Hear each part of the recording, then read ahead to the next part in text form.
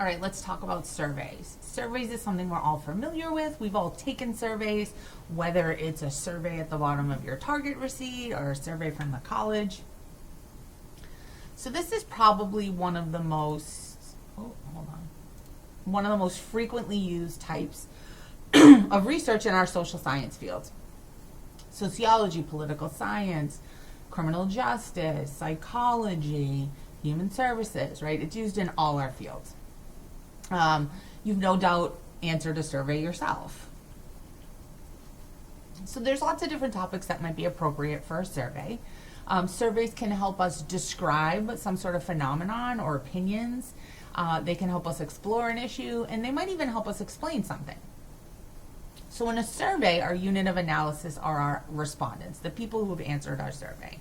Okay, it's the person who's providing data for analysis by responding to the survey questionnaire. So one thing that we can use surveys for is counting crime. So we know that one of our measures of how much crime there is has to do with crimes that are reported to the police. Okay, but that's going to miss crimes that are not reported to the police. So one way we can do this is through the NCVS, okay, the National Crime Victimization Survey. Okay, and here you can see is a summary of what the NCVS kind of puts out. There's some pretty detailed reports here, right? So here's a summary from 2023. Right, and it's got some like charts and fun stuff for us. Okay, National Crime Victimization Survey is a survey that's given to households throughout the United States, and it asks them a series of questions about their experience being victims of crime. We can also ask people about their experiences breaking the law. So we can do what's called a self-report survey, right? We can ask people like, have you ever done XYZ? How many times did you do it? And an example of this is the National Youth Survey. Okay, you can see here that this one's kind of old. It's from 1979, right?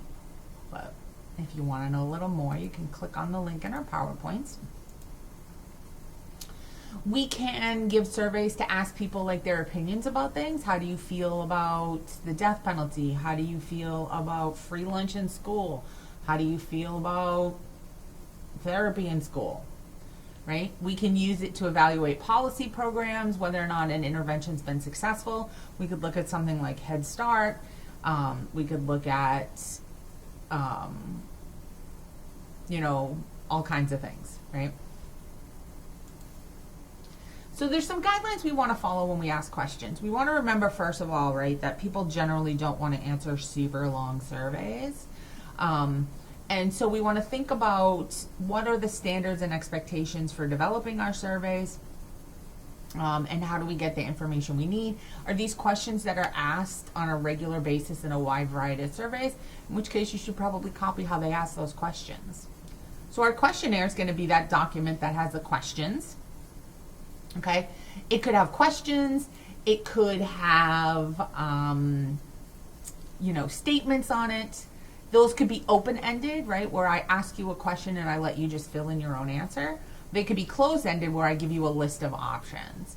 Whenever we ask a closed-ended question, our options should be exhaustive and mutually exclusive. Okay, so what does that mean? Exhaustive should mean if I'm going to ask you what's your gender, I shouldn't only put male as an option, right? I have to have all the options available. And mutually exclusive generally means that you shouldn't be able to fit into more than one category unless the question asks you to check multiple boxes. We might ask questions, you know, using like a Likert scale, right? Which you guys have all seen. They generally range from like strongly agree to strongly disagree. We want to make sure our items are cleared. We don't want to ask questions where we lead you to the answer that we're looking for. Sometimes people do this with political polls so that they can skew their data. Generally, we want short questions, right? None of us want to read a very lengthy question. We want to make sure we don't word them in a negative way so that people misinterpret what the question's asking. As I mentioned already, we don't want to ask biased questions. And we want to think about, like, are we going to use computer assisted interviewing techniques? Okay, so our format is also critical, right? We have to think about like how it looks when it's visually laid out, right? So we want to make sure it's not cluttered. There's one question per line, that our format is consistent, right? So if we're asking yes, no questions, we want yes and no to always be in the same place in the responses. So did you vote in the last presidential election? Yes, no, I don't know. Have you ever felt you were a victim of sexual discrimination? Yes, no, I don't know. Now, a lot of times in a survey, you're going to have what's called a contingency question. Maybe you answered yes, and now if you answer yes, I have a follow-up question. Or if you answer no, I have a follow-up question. These questions are relevant only to certain people, okay? So like if I asked you, have you ever smoked marijuana? And you say yes, you might get a contingency question that asks how often. But if you say no, you'll never see the contingency question because it doesn't apply to you, okay? And by the way, things like SurveyMonkey, Google Forms, they all allow you to do this pretty easily. You might get a matrix question. So this is where you've got the same set of answers used for multiple questions. So below, read the following statements and indicate if you strongly agree, agree, disagree, strongly disagree, or are undecided. Okay, and then you'll have a series of questions that are using those same answers.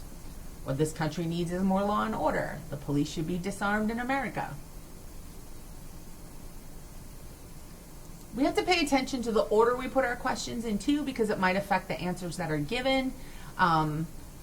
We might want to devise more than one version of our questionnaire so that different people are getting different questionnaires.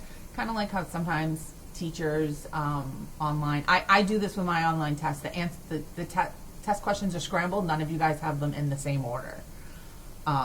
Generally, we begin with the more interesting questions, right? And we generally end with like what's your race, what's your gender, whatever, okay? In an in-person interview, we generally start with the demographics. We want to make sure our instructions are clear.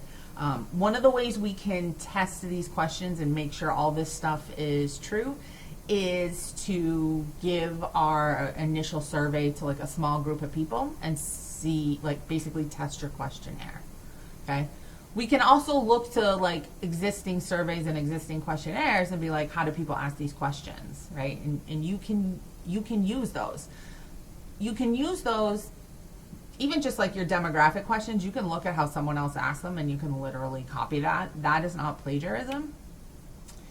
And then you can use standard questions. So there's a standard set of questions called the Sexual Experience Survey. I'm writing myself a note. CS for survey chapter. I'll try to bring this into class for you guys. It's a standard set of questions that are used in like a ton of research that's asking people about their experiences with sexual assault. When you use questions that have already been tested and validated and we know are reliable, then we can compare that research to prior research that's been done or future research that gets done using those same questions. You just would put in your research article that you have adapted questions from CASA's Sexual Experience Survey. So here's some examples of what, a survey might look like laid out. Here are some things the government might do for the economy. Circle one number for each action to show if you're in favor or against it, right? And so this is kind of like a Likert scale. And you notice like this has like an aesthetically pleasing layout. Things are in the same order. Now, self-administered questionnaires are questionnaires we give to people and they administer them themselves as opposed to me sitting here asking you questions. They can be delivered to your home. It could be a survey that gets mailed to you. Probably much more common that we're seeing more today, right, is like a survey that gets emailed to you.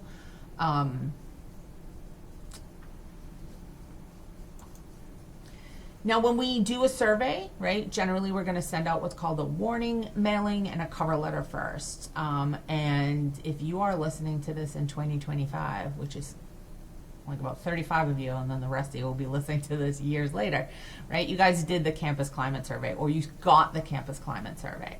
And what you got beforehand was an email from VP Parents saying, hi, you're going to get a survey in the next couple of days, right? We like to let people know ahead of time, a survey is coming and this survey is legitimate, okay? The cover letter is the piece that tells you like why we're doing the survey and why you were selected and why it's important to complete the questionnaire. It's usually going to tell you like who it's affiliated with. So if you guys remember, if you took the campus climate survey, if you remember inside the campus climate survey at the very beginning, it tells you like what the purpose of the survey is, what's happening, how your data will be kept private, and who is the contact person, which was me. So some other things we want to pay attention to. We want to monitor returns, right? We want to pay close attention to our response rate. Generally, if we've mailed something out, it has like a serial number on it, not so we can track like whose answers belong to who, but we can track what kind of surveys came back. So I think I showed you guys, either you're going to see in class now or I've showed you before, a pre and post test that we did for a death penalty questionnaire here at the college. And when they were originally handed out, they had a number at the top of them, okay? And then you had to put that same number on your post test. That is not so that I know what belongs to who, but so that I compare like before and after questionnaires and see changes. We also often send out follow-up mailings, okay? So you guys, again, if you got the campus climate survey, you've gotten a reminder each week, and you got a reminder actually yesterday from when I'm recording this, and you'll get one the day before the survey closes. Now, in terms of response rates, an adequate response rate is 50%, 60% is good, 70% is very good. Those might sound small, but they're actually pretty decent for survey research. Most people are going to get a survey and cannot be bothered with it.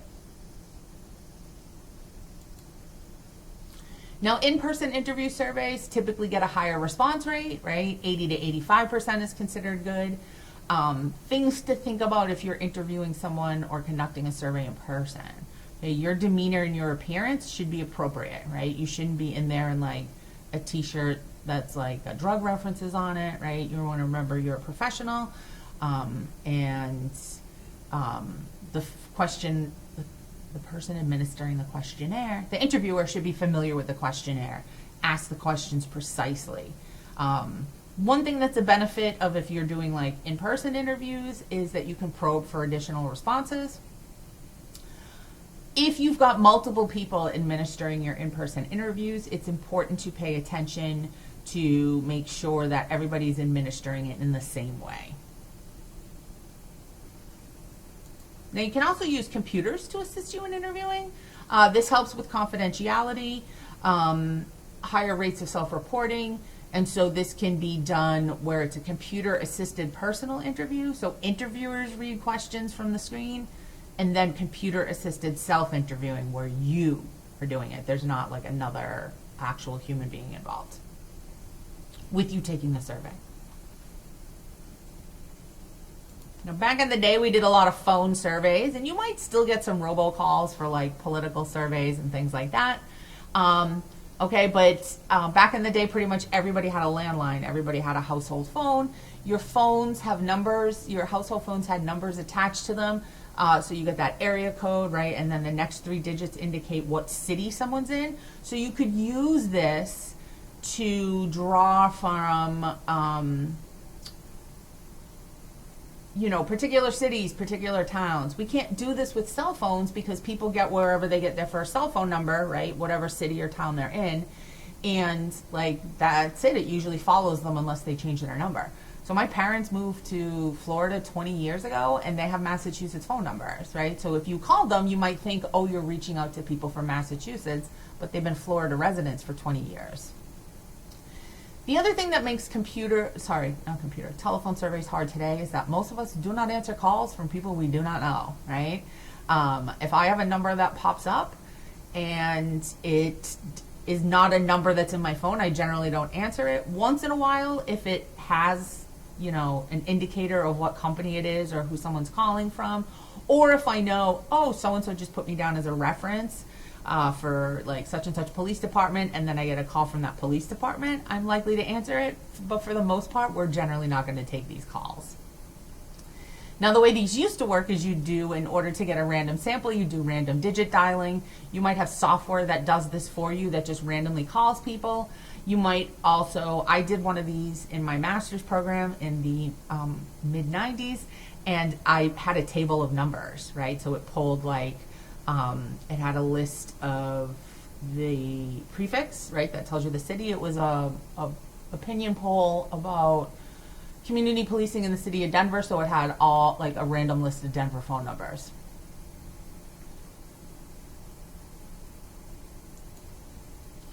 Now, computer-assisted telephone interviewing, right, is a use as computerized tools. So again, like those robocalls, right? Why do we call them robocalls? Number one, they're random digit dialing, and number two, generally it's like a robot or a computer talking to you, right?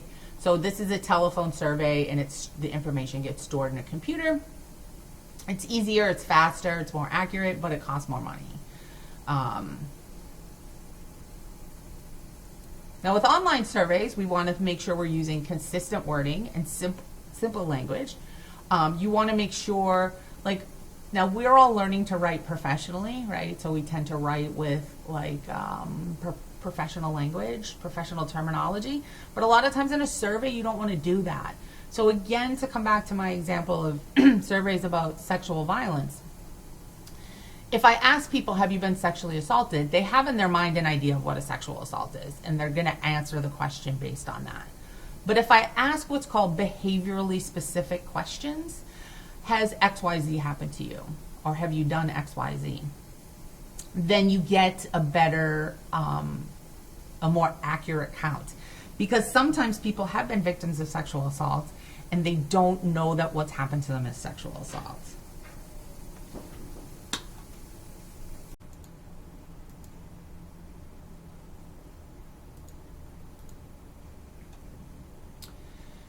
So do use consistent wording and do use simple language. Don't force people to have to scroll through a lot of stuff. Do offer to share select results with respondents. Do plan the time and day of your initial mailing. Be aware of technical limitations. If you're going to offer some sort of incentive or reward or prize, you want to test those ahead of time. And you do want to limit your studies, your surveys to less than 15 minutes.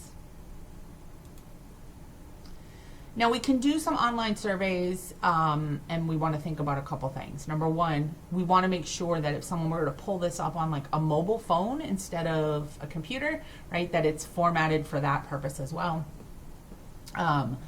This is a great place where we can be innovative because, you know, surveys and stuff are newer, or electronic surveys are newer.